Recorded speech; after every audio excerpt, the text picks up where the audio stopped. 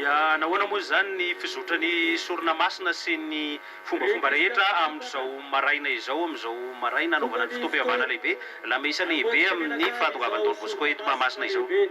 Amin'ny sivy anomboka motsika zao ny sorona masina ao anatin'izay ny fankalazana manetriketrika an'ity ivo ny fankalazana an'ity fahatongavany Don Bosco ty.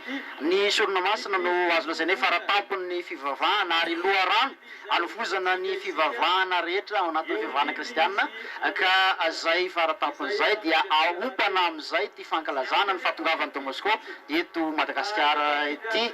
Amin'izay fotoan'izay dia izy ny sorona masina fa eo koa ny fanajana any Don Bosco ary ny tsirairay dia anana fotoana anatin'izay an'ity tontolo andro ty anatonana ny Don Bosco ikasihana ny vata misy ny sisany taolan'ny Don Bosco anisan'ny fanajana zay ho an'ny tsirairay ka anisan'ny andrasan'ny tsirairay koa zay anisan'ny hitondra an'izay fahasoavana ho an'ny tsirairay amin'ny hoe finoana ao ananan'izay.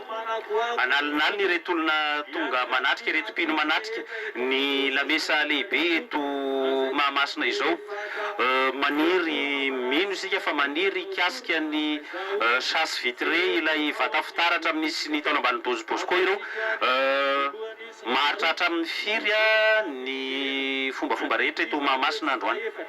Raha ny fizotran'ny fomba rehetra dia araka nyvolazy teo moa hoe hatramin'ny dimy dia eto Don Bosco amin'ny 10:00 vao hiala teto zany ny sisany taolan'ny Don Bosco ka amin'izay fotoan'izay ny lamesa mahalamesa azy mety hatra adin'ny 4 andro na adin'ny 3 ny sisan'izay mety eo le fanajana ataon'ny tsirairay amin'ny fanatonana ny fikasihana an'izay taolam-balon'ny Don Bosco zay.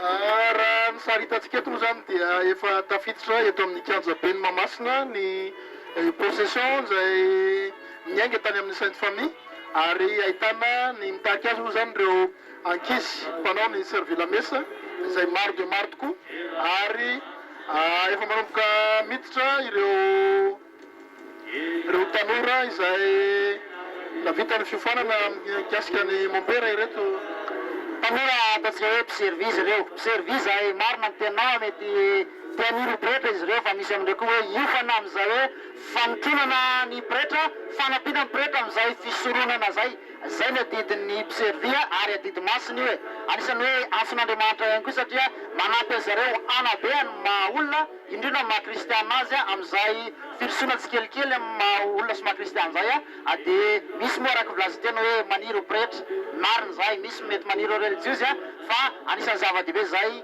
fanabeazana maha-olona sy maha kristiana azy ireo zany. Inona ny mampiavaka an'ireto pretra zay mandalo eto misy zao misy maitso le salotra akanjo anaovana iny dia misy hafa ny couleur inona mampiavaka azy ireo? Amin'ny ankapobeny zany hitantsika zao ny hoe fotsy ny salotra akanjo ny ataontsika etaonina moa zany ny salotra akanjo iny fotsy maneho ny hoe fahadiovana voalohany indrindra fa fotsy ihany koa maneho ny hoe fitiavan'Andriamanitra sy ny voninahitr'Andriamanitra ary maneho ny fety fankalazana manetriketrika ny fotsy zay no mahatonga hoe ampiasana an'ity loko fotsy ity amin'izao fankalazana ny fahatongavany Don Bosco amin'ity sorona masina lehibe ataontsika eto Mahamasina ity.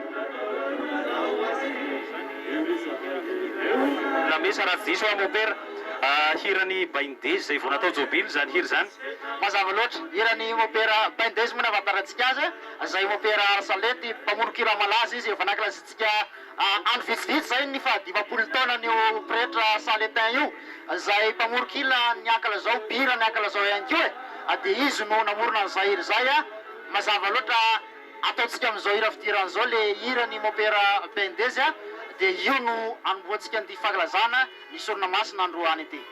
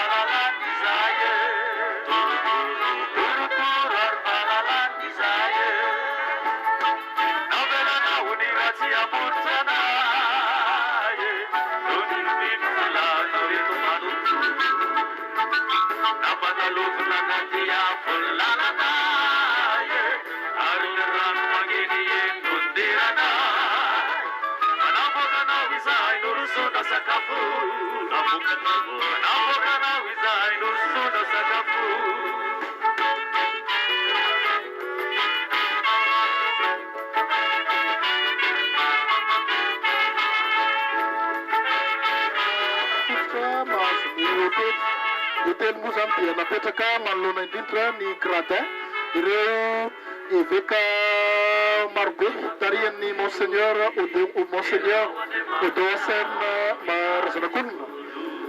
Mon père izany moa zany reo nodidina azy ireo reo olona am-piangonana zay nodidina ny monseigneur reo. Reo évêque zay mipaty Sournamasina monseigneur Marisena Dorzanakonina, évêque archevêque n'Antananarivo dia manotrina miaraka aminy ao i monseigneur Rosario Vella, monseigneur Saro, izay évêque ny Ambanja. Eo ihany koa misy évêque anankiray hitantsika somary takitakinao fa manotrina azy eo pretra maro zay avy amin'ny district eto amin'ny diocèse n'Antananarivo. Eo ihany koa ireo pretra avy amin'ny fikambanana isan-karazany religieuse ahita eo Madagasikara, ny Salesianina, misy Jésuite ao, misy ihany koa fikambanana hafa.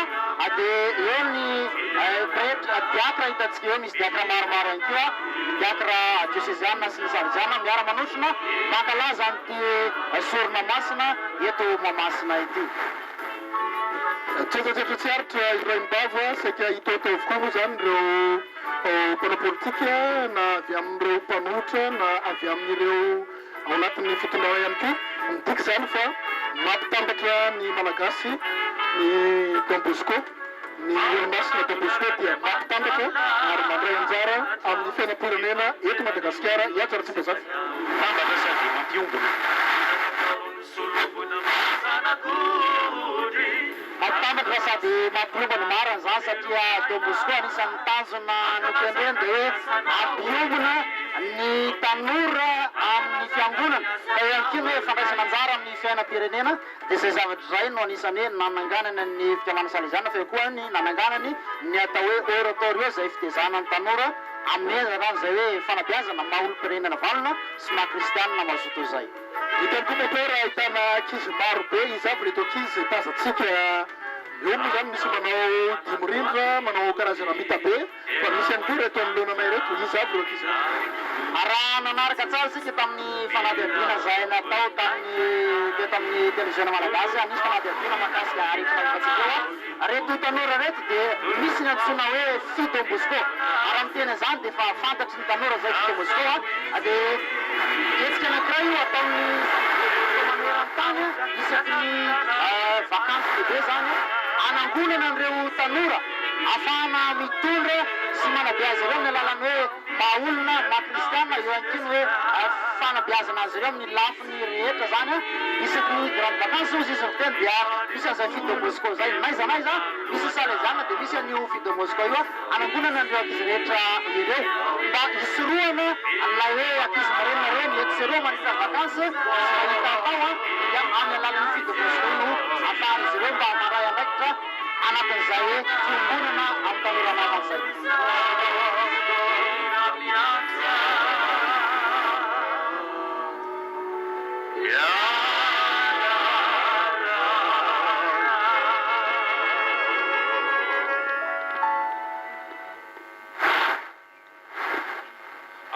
anarany iray sy ny zanaka sy ny fanahy masina.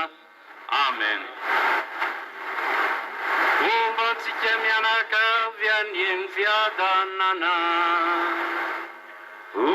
tanteraka toany isa.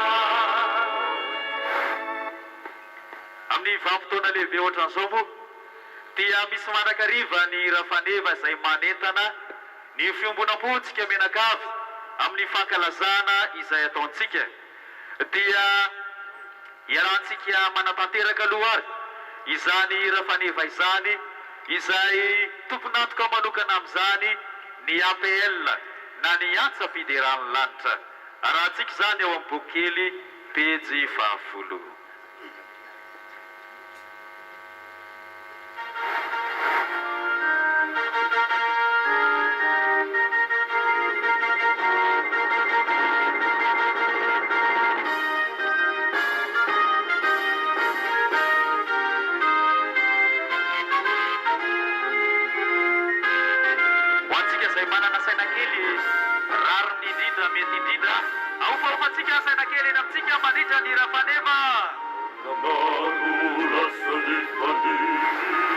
Ny fifaninana moa zany araky ny nataontsika dia hoe nisy 80 mahery ny mpifaninana tamin'ity fa tanatin'izay fifaninanana zay 10 no noraisina hiakatra amin'ny fifanitsanana dia tanatin'izay fifanitsana zay no nandraisana ny hoe voalohany izy faharoa fa ity rafaneva ity zany dia anisany hoe efa nalaza tamin'ny fankalazana ny 10 taona ny radio de Moscou ka anisany noraisina satria mifanandrify tsara amin'ity fahatongavany de Moscou eto Madagasikara ity.